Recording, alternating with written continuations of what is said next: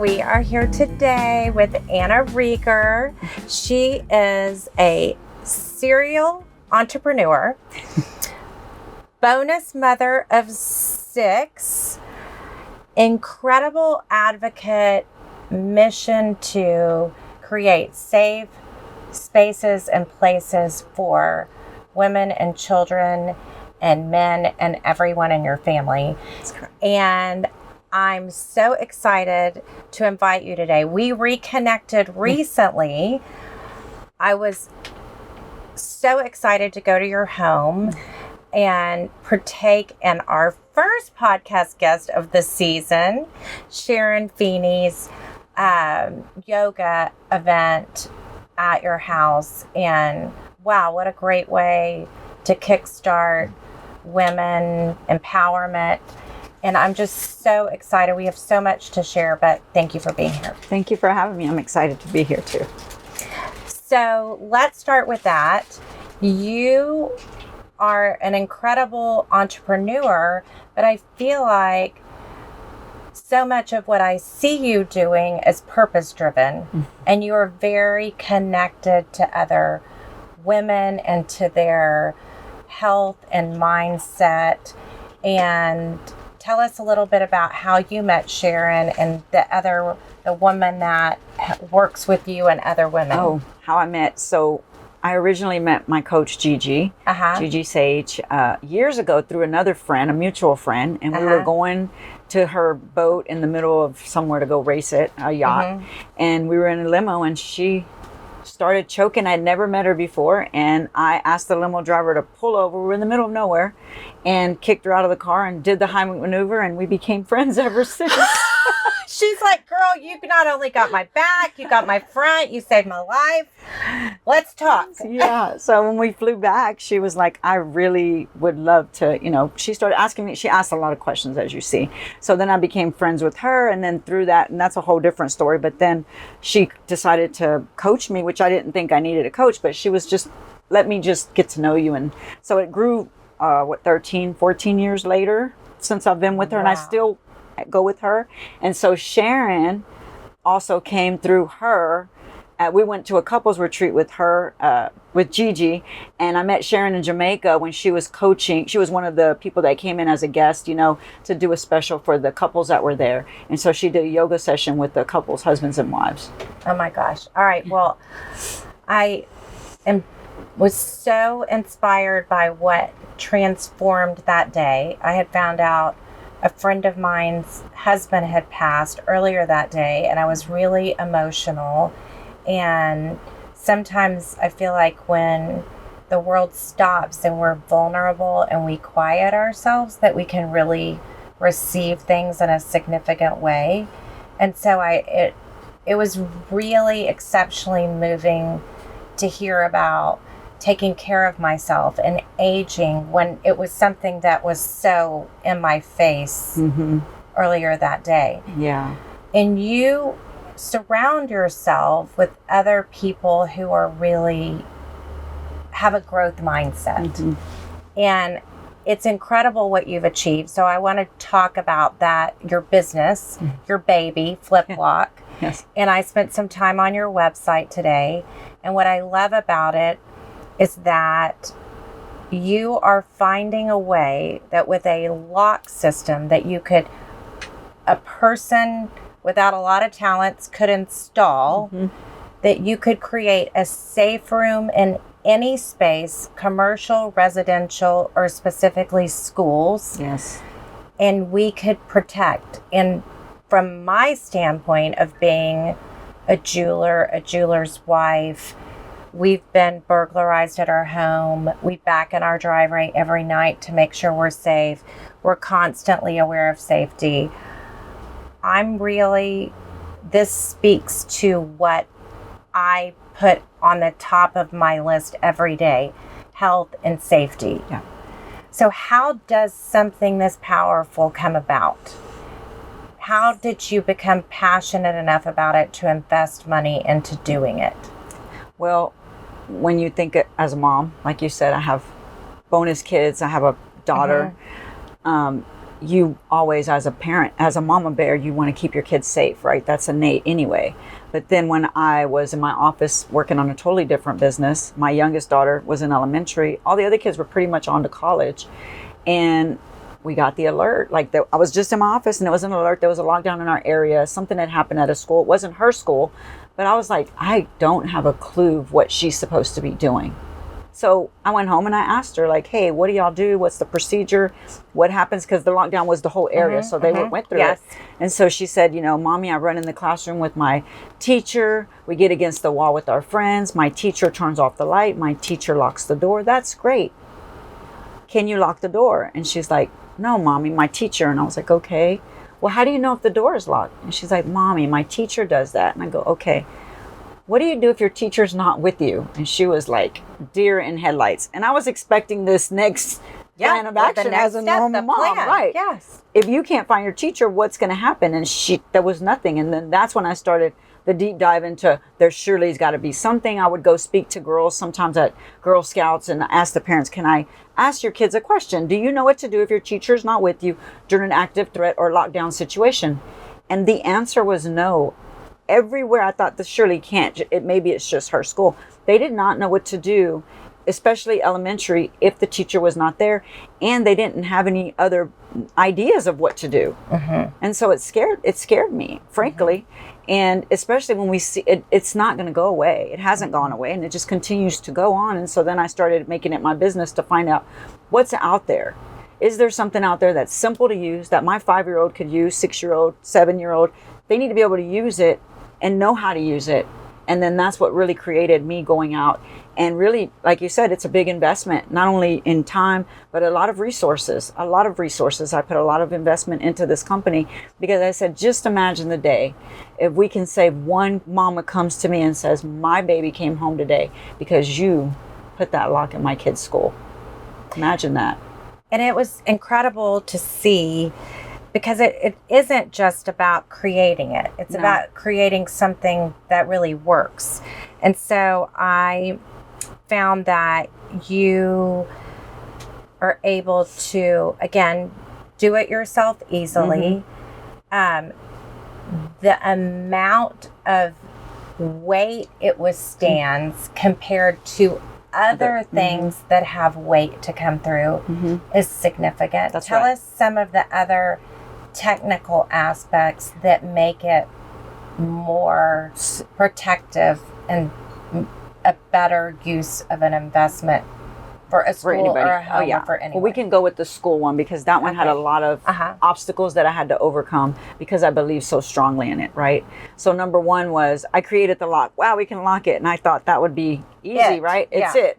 You go to the school and they're like, we have to be able to get in, emergency personnel. So then I have to create an unlocking mechanism for emergency personnel and first responders in case there's some nefarious situation that happens. So then I get that, and then I'm in like states like in Massachusetts, the city of Revere and all these other cities, trying to get into my own city. I had obstacles with the fire department. They said you cannot put something in unless it's a one motion egress.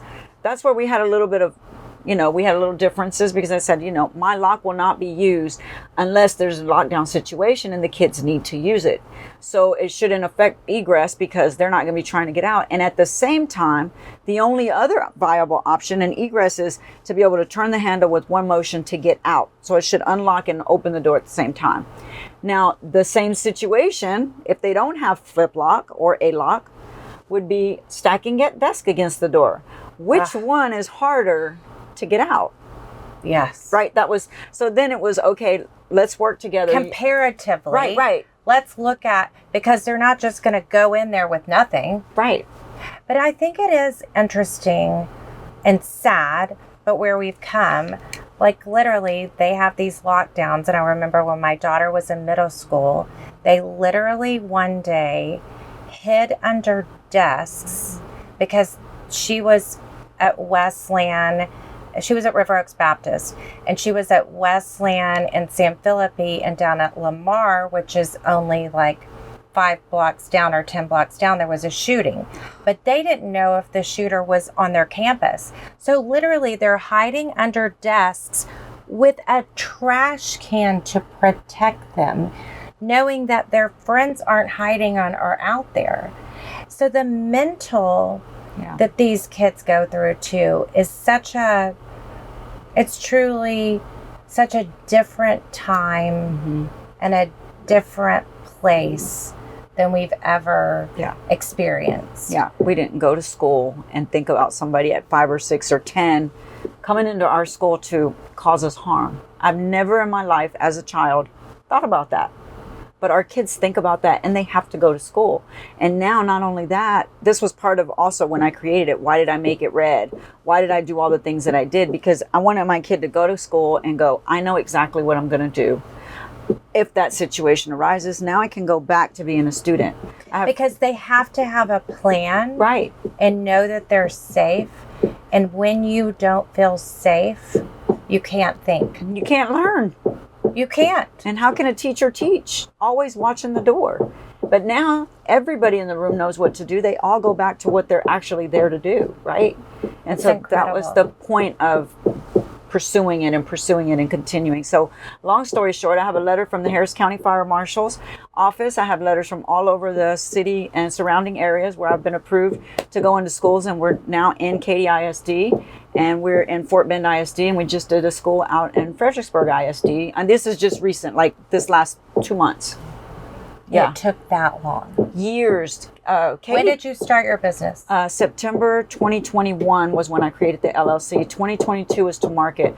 2022 was patents and trademarks, and then 2023 was to market. And I think that's so interesting. Sometimes we think, well, you start with your own backyard.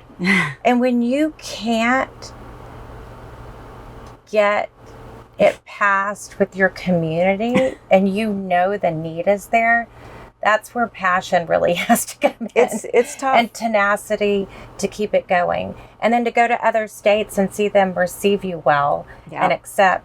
So because I feel like so many people, let's just step back for a minute, because you are a serial entrepreneur and you're involved with so many businesses, and I want to talk about them. But I think what cripples business owners is they don't realize it isn't just about finding a need and creating something that helps with the need, but it's how do you get to a time that you're financially viable with all of the money you have to invest, and that you can keep going. Because sometimes the reason you're successful is just that you kept going longer than someone else. But sometimes it's just too much. Yeah. So let's talk about that mental. It's a lot. I always say entrepreneurship is not for the faint of heart. You know that. You have to be willing to put it on the line, whatever you've put out there. And then creating a one motion unlocking mechanism is a big investment. You have to buy molds. You have to get, like, people think, oh, this is what it costs. No, that's not what it costs. This is how many variations we went through and how many modes.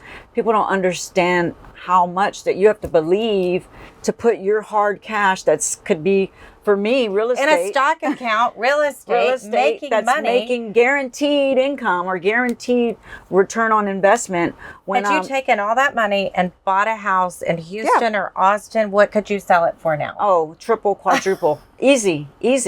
And that's the deal, right? So you have to really believe and be passionate. Because, and you didn't grow up in a safe environment where everything. So tell a little bit about how you feel like that also shaped this passion. Well, I think that, as a young child, I came from very humble. My father was blind. We were very poor. I was the oldest of 6 kids. I mean, I left home when I was 14 years old. I moved out. Wow. I didn't go to high school, right? That was my life. I went out and I tried to do more for myself than I could. And I think always having to take care of yourself and be aware and like you said, safety is a big deal, especially as a young person being out there. Fortunate for me, I found a foster mom that had special needs, handicapped children, all of them. And she let me come work there under the table and let me go there and work there. And that's what I did. And so I took care of these kids from when I was 14 till my car accident, until I was 21. And she became a mentor / mother figure for me. And she's the one that encouraged me to go back to school to, I have a bachelor's degree from University of Houston. I went back to school later in life because I just knew that I could. Nobody in my family had really graduated from a university, so incredible. And that's the other thing. It can be a person. Mm-hmm. It could be one person that believes. And so I feel like when people want to make a change, they need to not think so big, or just think, I have to have money, or I have to be able to write a check, or I have to have it all figured out and perfect. Because that's the other thing. I got to have it all in the right order. There's no such thing. You're going to stink it up. I'm sorry. I hate to tell you. It's going to mess up. You're going to stink it up. It's going to be bad. It's going to be hard. You'll get it right. But it's going to take some I got up my first, so back to the women's group. I had a international women's group. We're all from all over the world, and some women are entrepreneurs, some women are coaches. We're all at different levels, but we connect and we support. I'm a big supporter of women and women that want to support and empower each other, no matter where we are. And I did my first pitch for FlipLok in Greece in a conference. I had no idea what I was doing. I had my plastic 3D model that was printed on a 3D printer. And they were my first, and they gave me, constructive criticism. We support each other. And so they've seen me from take this thing to plastic little idea to what it is today. And so for me, I just feel like anything that you do, if you can find some group or somebody or a person, one person, like you said, that can believe in what you are and your vision. And sometimes it's not your family. Sometimes you have to get away from them, because they, as my coach says, they see you in a certain way, in a lens that you were, and they don't allow you to grow.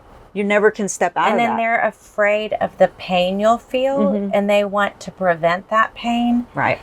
In order to be in order to feel purpose, in order to feel like you can make a change, you will fail. That's right. You will stink it up. I love that. You have to. I'm like, I called one of my friends, and I was going on I was doing a TEDx talk, right? And I'd never done any so for me, most of my businesses are real estate. I don't need to be up front. Nobody needs to know who I am. I've always been for years, always been behind the scenes. Never ever had to be up front. My coach said, if you want to save lives, you got to get up in front of the camera. That's how you're going to do it. And I was like, oh no, I don't want to do it. I never did it. So when I did my TEDx talk, I was called my friend. She's in TV, and I said, what do I do? And she said, well, I'll tell you this. You won't make the same mistake twice. I go, that's not helpful. She goes, you just got to go for it, man. And so you just got to do it. That's what I tell people on social media. They're like, how do you do it every day? I said, I quit trying to make it perfect. I made it real. I didn't do the retake. When it went bad, I posted it anyway. And I found out some people just want to be with people that are vulnerable and authentic and imperfect too. And there's a big part of that. So before we started, I told you I had done a lot of research on living your best life, finding your life of purpose. And a big part of that was blue zones. And you seem to know about blue zones, but I'll share with our listeners. It's places in the world where people live to be centenarians, 100 years old. And they tend to have these certain qualities. And one of them is community. It's this community of people that are there for them. And it's finding your people. And that's another thing with my daughter going off to college now. She's really very focused on how she's going to find her people. And I think that's hard for young people because now it's social media. And you think everyone has their people, but they are not your people. No. And that's part of the thing when you start out, right? You got to, like you said, you didn't make it perfect. You got to just not listen to people and the noise and the trolls. You can't please everybody all the time. Not everybody's going to be your people. and you just have to keep going for what you don't listen, don't read it, because I'm sure I don't read the comments on anything I do, because there's also other side, but you have to let that go. And that's it's hard to read the comments. Yeah. Again, I don't think it's a good idea. No, ever. Yes. And I also don't really look at what my competition's doing because I want to create on my own and take a different path that I feel has evolved from the place where I've come. And so for me, I'm really spiritual. Grew up Catholic, and that's the way I get to God. And talk about imperfect. The Catholic Church is really imperfect. Yes. That was a hard one to stick with. Yeah.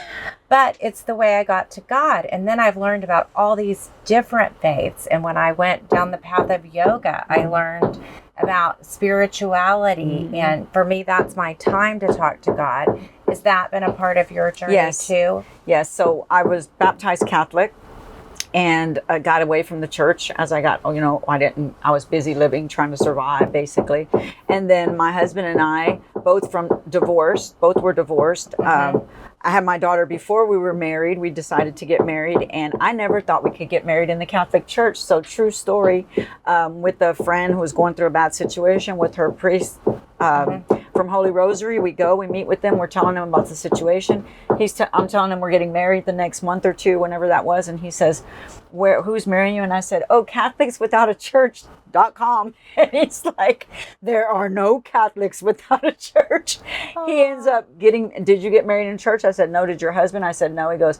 I go, what about the kids? He goes, they don't punish the children. He said, so I got to get married in the church with my husband, which brought him into Catholicism, a church in general, which my husband was not a big into religion. He believed in, higher power and things like that, but never was focused on a religion. And now, since we've been married, we pretty much go to church every Sunday at 8 a.m. Sometimes I have to tell him, me and Jesus have our own relationship, and I'm not getting up at 8 o'clock in the morning. You go ahead, I'm going to sleep in. But he wants to go at the 8 o'clock mass, and we go every Sunday if we can.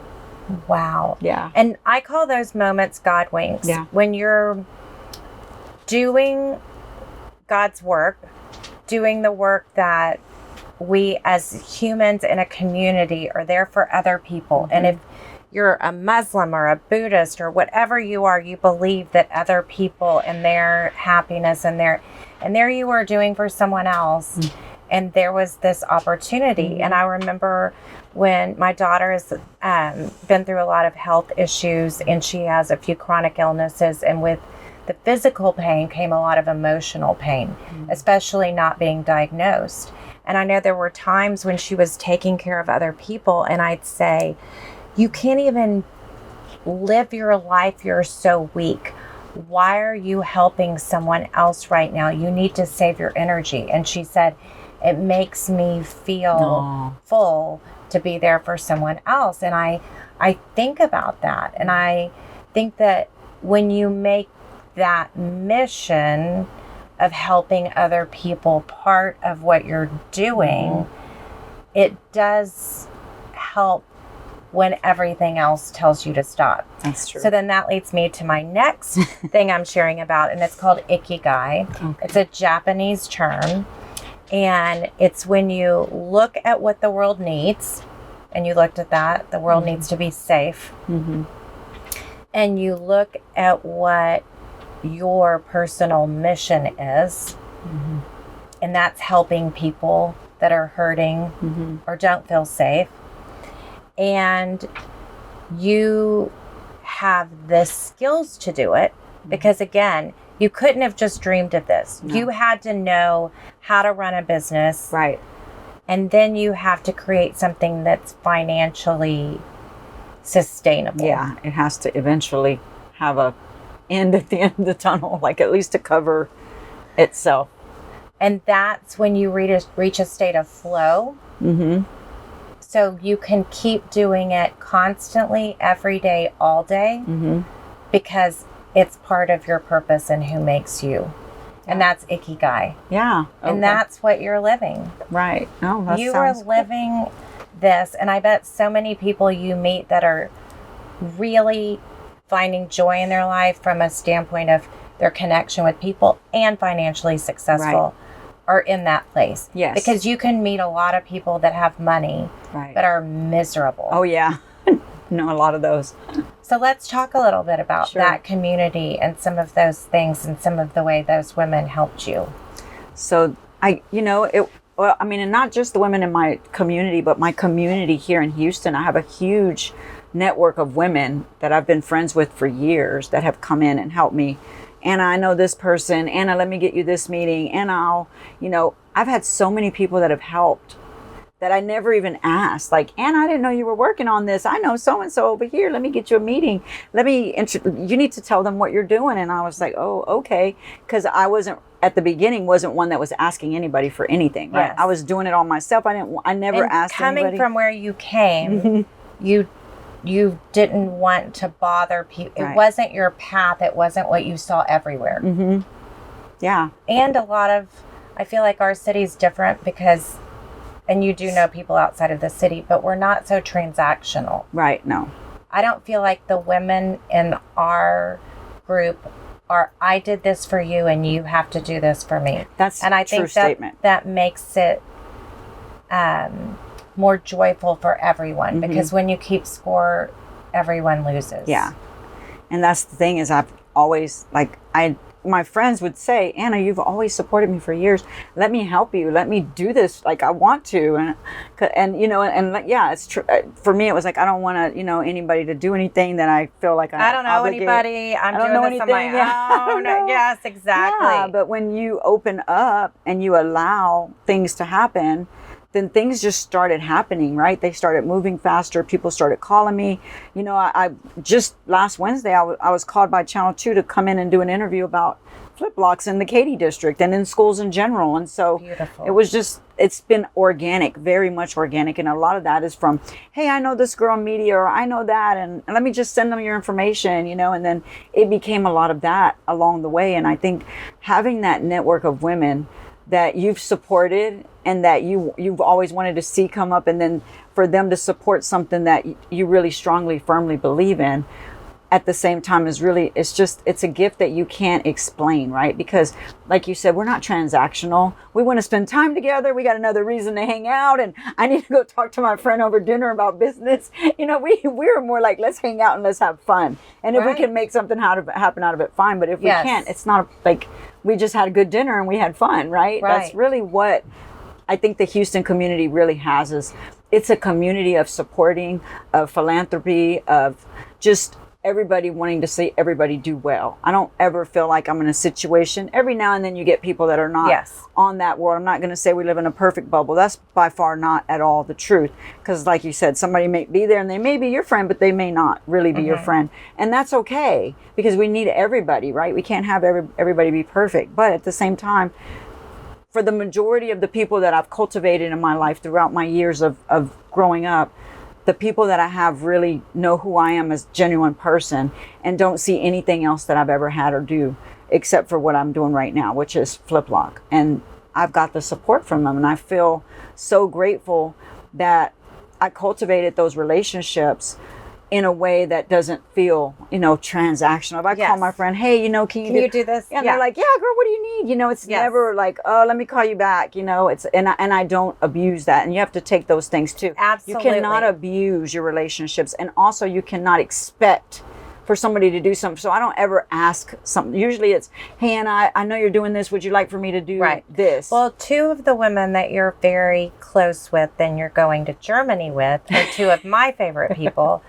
So Mandy Ko introduced me to an amazing group of women, I don't know, maybe 8 or 10 years ago. And we talked about angels together. Oh, yeah. And were you part of that group? I did. I went to a couple. Okay. Yeah. So see, we didn't even know each other well through that. But, and I was like, well, I'm Catholic, so I'm not sure that I'm on this angel thing. Yeah. But then just talking about spirituality and prayer life and different things. But she also introduced our family to Hope Bioscience. Mm-hmm. And our daughter's been through 11 rounds of stem cells, and it has changed her life. And she has her health back and her life back because of that. Mm-hmm. And that was really just Mandy asking me to go watch a movie one day. And then Maria and I met through other mutual friends, and she was a podcast guest. And wow, what a women empowerment, and what a fun friend, Portia. Oh my God, I never knew I was a car girl. And I told her the other day, and thank God everyone's not listening to this, but I'm like, I love my Portia so much that I might sell every one of my handbags, maybe one, and just borrow from the store. But I love my car that much. And she told me you're a car girl too. Yes. So, but she is what a dedication to a career. Right. What a woman who broke boundaries about a woman in the car industry and just worked and hustled her way up. Yes.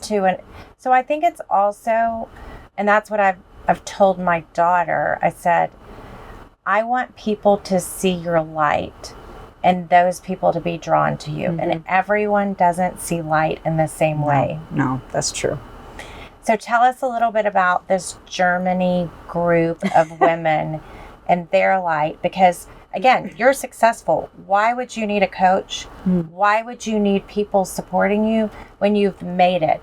When you've had this incredible home, this incredible family? People think you're there.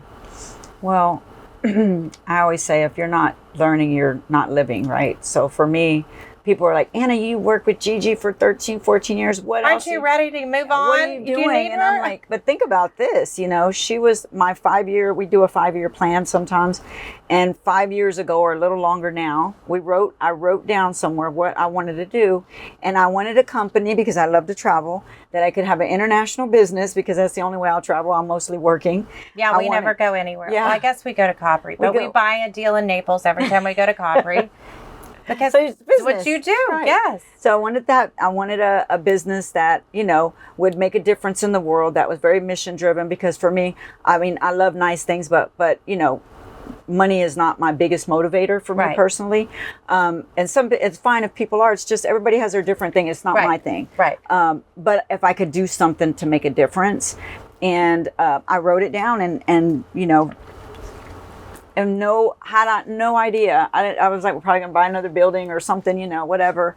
And FlipLok came actually to my husband and I. And my husband, one morning, we were looking at some hotel in San Antonio, and he's like, I got it. Every day he has a new idea. He's not allowed to wake me up at 3 a.m. with a new thing. Oh God, that's good. You have your boundaries. Yeah, we have to. We can share new ideas after 7 a.m. Can we get breakfast first? Yes. I need my sleep. I got to take the little one to school still. And so he tells me I got it. We had been talking about school safety and all this conversation I had with my daughter. He's an inventor creator. He's got a big creative brain. And so he's like, I got it. He drew this thing on a napkin, and I go, I have no idea what you just showed me that you got, but it's this lock that we're going to do. And I go, call the office in Houston and tell our guy to put it on the 3D printer so I can see what you got. What are we talking about here? And it was a gray 3D printed thing, and then it was like this big, and then we grew it to where now, for the school one, it holds over 2,000 pounds of pressure. For the home one, it's over 1,669 pounds according to QVC's testing, because I went on also QVC with the home version. Amazing. So that's how we came up with the lock. And so for me to have somebody that's that creative, and then for us to get together and go, okay, it needs to be read. When it's locked, it needs to say call 911. It needs to do all these things that, I didn't think about. Like, it's just to have that other person that you can bounce ideas off. But then it's huge. And then going into like having a coach that says, you need to get up in front. And really getting me out of my comfort zone, right? So now I have a thing on my desk that says, do something that scares you. And I do. I'm scared every day. Right. It's so hard. So I don't have a coach, but I have a therapist that I even now, like Daria, our accounting manager, and I went the other day to talk about the changes we want in the business and the interaction. So I feel like, and some people are embarrassed, they need help, or I'm like, okay, well, if you go snow skiing and you learn, you want to have a ski instructor. And if you play tennis, you want to have a tennis instructor. Now, I even tell people I love fashion and I style other people, but I have a stylist because I want perspective. Yes. I want someone else from the outside who I trust, who I value, to give me a different perspective. Yes. And I tell people, anything you tell me that's going to be different than what I think initially, I'm going to say, I don't get that. But I think about everything, and I'm open to considering it for the future. And I think that's incredible. So I can't wait to meet Gigi. I can't wait to have her as a podcast host. It's amazing. I think, I feel like I was telling you also that I worked with a coach on a TED style talk, and I cried, I struggled. We met, I felt like it was therapy sessions. Yeah. Figuring out your why and what's behind it and how to get, like, what about this? Yeah. And so I think it's so amazing that you have other women that you meet with. So do you mind sharing a little bit about how your husband got involved? Because we were chatting off screen too about men and how their willingness to talk about the pain or the hard part. My husband will get on the phone and tell anybody that if somebody tried to screw him in business, but to talk about the personal pain, we don't want to talk about that. They run. Like, my husband would get up and be gone and be like, "Hey, where are you? I have to go to the bathroom. I'm out of here." Like, it's so uncomfortable for a lot of men to be able to get vulnerable, right? Because they're the strong protector, and my husband's far from a vulnerable man. But I think we as women bring that softness to so that's the one thing about women in business. So you can't, as a woman in business, a lot of times you have to have that go, right? Yes. But when you come home, you need to have the softness. You can't run your Isn't it marriage hard sometimes to transition or be on that call and then hang up and not feel like you're making your point? Or, yes, I might have been told that my tone is aggressive before. My impact is, aggressive. I'm very aggressive. The way I like that. My impact is aggressive. Like, the way I deliver. Maybe I didn't mean it that way, but it's perceived. I might have been told yesterday that it sounds like I talk down to you when I'm speaking about something. Again, how things are received. We cannot control how things are received. And I've worked years with my coach, like, okay, I need to soften up, because we take our business life into, so when you come into your husband, your family with the husband, you can't expect them to get soft or vulnerable and I don't mean soft like they're going to be, talking about their feelings every day. It's never going to happen for most men, but where they're open to listen and maybe share. But you have to build trust, right? You can't just do, because as soon as you say something to them that turns them off, getting trigger, it's over. They're not going to talk about their feelings again. And it's not talking about their feelings. It's about, asking them open-ended questions. And that's a hard one for me, because you have to be curious and get curious. I'm so curious why you're reacting this way. So again, Rod never watches our podcast, so I can say whatever I want about him. Bless his heart. Yes. The one time he wants to watch it. I had nothing to do with this. I'm kidding. But, I think my husband also seeing me change through the years from the work that I've done with Gigi and the women has then he can be more open because he likes what he gets. He likes what he gets, because when I come back from Germany, now I'm going to Germany. Every year it's different, right? We've been to Bali. We've been to all the great, next year, I don't know, I think we might be going to Spain, but it's our way for us to all connect, because we meet every Tuesday. I had a call this morning from 8 a.m. to 9:30 for all the women around the world. So we're in Singapore, we're in Germany, we're all over the world, and we get on the calls and we meet and we talk, and we have a call, whatever the coaches come up with that day, or if somebody's really going through something, they try to cater it where it fits everybody. Today we had a guest specialist come in and talk about, sometimes we have guests talking about regulation of your emotions. How do you regulate yourself? How to just to give you techniques, right, to help regulate. So it was really great. But getting that, and then getting my husband to go to a retreat was that was tough. But he also trusts, we've built a lot of trust over the years with her, right? She's helped us in many ways, come in and talk to our kids. Just, like you said, you go to your therapist and you bring everybody. I feel like that's what our therapist is. Like, we can go to her and she's trusting, and she never makes him feel like it's his fault. Right. No one's at fault. It's clearly looking at the situation and talking about it safely. And I think that that's incredible. So unfortunately, we are reaching towards the end of our time together, but what would you share with someone who is ready to do the work, to move forward with their life? Like, what are some of the tools that you think are the best to get started, to get that going? To move forward in personal or business, or what do you mean? Any of them. In anything, I think you just have to go for it, right? What exactly is it that you want? You could come up with a whole plan and make it all perfect, or you could just put one foot in front of the other. Like, what is this thing I want to do today? And you don't need 50 things. Do the one thing that's you think that's going to help get you forward. But the most important thing for me, if I was starting from nothing, I would try to find somebody that could support me, or I could pick their brain, like, hey, Danae, you're in this business. I would love to go into this business. Is there any way I could take you to coffee and we could talk about maybe some ideas, or, what I could do to maybe start in another city or state, or, like, talk to people that are doing stuff that you admire. They don't have to be in the same business. I want to open a business. I don't know anything about business. Can I just talk to you about business in general? Right? It doesn't have to be, it could be a woman you respect. Like you said, you trust your therapist, you go to her. But let's say you have a friend she does something amazing that you like. Find the people why are you attracted to them?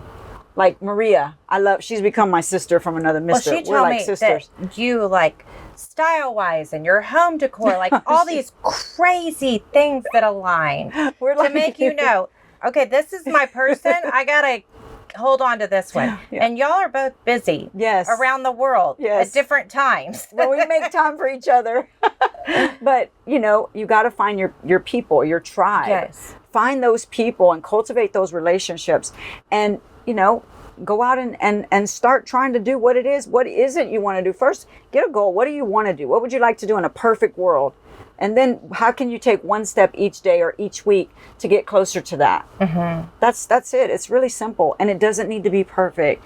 You don't need to have it all line itemed out and have this whole master plan, because things are going to change. It's a moving target. Like you said, you never know what's going to come at you when you start moving. I didn't know I was going to need a key. I didn't think about that. I didn't know I was going to need fire marshal approval. I didn't think about that. Be flexible. Be willing to move and change. Don't be rigid. If you make a plan that's so tight, there's nowhere for you to be able to maneuver or pivot to make an adjustment when something comes up. It would throw you totally off your game. Yep. You have to be flexible. I've heard you say these things, but and I feel like these are similar things for me, but I feel like you also focus on your physical health, that you make sure you're moving and exercising, which is a blue zone. I feel like you also eat healthy and make sure what you put in your body is good. Yes. It's important. And I feel like you take time to meditate or to pray or to reflect. For sure. And I feel like people who have goals set those aside in trying to reach a goal. As women, self-care for women, for ourselves, goes behind and everybody else goes in front. But it's like on the airplane, you got to put the mask on first before you can take care of others. So taking care of yourself and putting yourself will put you into the blue zones of your life if you just take your physical health. Most importantly, as we age, is very important to take what you eat and go to the doctor and get a check. Go get those checkups. They're annoying, but hey, it gives you peace of mind. And if you find something, they can start tracking it and getting a handle on it early rather than it being too late. And those are big things for me as a woman that we don't do enough of. And I think we have to encourage women to go get the colonoscopy. I did it. Oh, I did it. And now I have to do it every 3 years because they found this thing. But I'm good and nothing's there. And we caught it fast enough. Had I not done that. I did a CT scan yesterday and mine came back. But I mean, who wants to take the time? We don't have time for that. If you don't make time for your health will make time for you. You'll have to make time for your health. You have to prioritize your health. It's a big deal. Absolutely. It is a big deal. Yeah. And what about parenting? Parenting 6 kids, all different ages, all different personalities. Any thought that you could pass on? You know, just do your best. You'll see the kids that need the support right now, and then there's the kids that are okay. Try to balance your time. If you have one kid, you know, focus your time on that one kid. Try to make time, go to dinner with them. Try to make an hour, like a scheduled day where they know they get that one-on-one with you, because quality time for kids is the most important. And you don't have to see them all the time. Mine are all over the world, literally, but I spend that time, or we try to get on the phone, or we try to have a call to check in and just see how we're doing. So I think it's just, we're not going to be perfect. We're businesswomen. We're trying to balance. And sometimes, you know, I screw up over here. My kid didn't get enough attention or whatever it is. But I try to make up for that. I try to really schedule a time with my daughter and the kids. I started doing Sunday brunch. Now Sunday brunch is a thing at my house. Oh, good. Yeah, we do Sunday brunch at the house and out if they want to go out. We take them every Sunday. Amazing. And whoever wants to come, we usually have friends over now and whoever. Well, I am so inspired as an empty nester. I'm really looking at what my life is. Mm-hmm. And as I'm aging too, like, what is that? Now that I have, and I just achieved a financial goal that's an emotional goal. We just inherited my family home in Colorado and remodeled it and bought the adjoining property, and we're developing it to rent it. And it's going to be this amazing place. It's called Chalet Contessa, for creating meaningful moments in a legacy environment and taking time to be in nature, because I feel like that's a big part. Yeah. And we want to share that opportunity with other people. And I feel like that's something I put in my mind when I was 16 years old. Wow. And I've worked that long to get here. Congratulations. That's huge.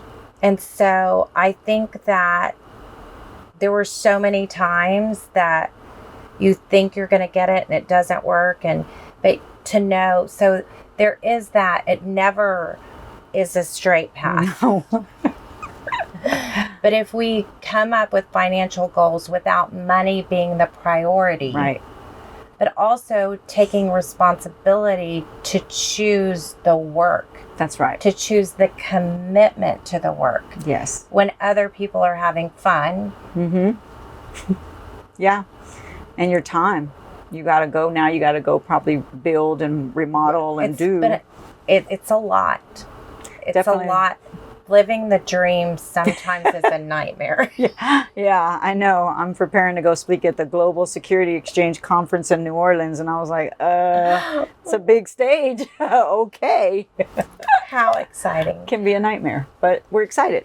So how can people follow you? How can they connect with what you're doing? So personally, I have Anna Reger Official. We have FlipLok.com. You can find me anywhere there. I do have a petition out for standardization of active threat drills across the United States. That is my bigger mission, to get it standardized across the United States. And so one area at a time. So that's what I'm doing. Well, you are changing one life, one school, one home, one family, one community at a time. And God bless you. Thank you. You're so special. I see your light. I see you. And I just value you so much. Thank you. Thank you. All right, guys. Thanks so much for keeping it real. Thank you.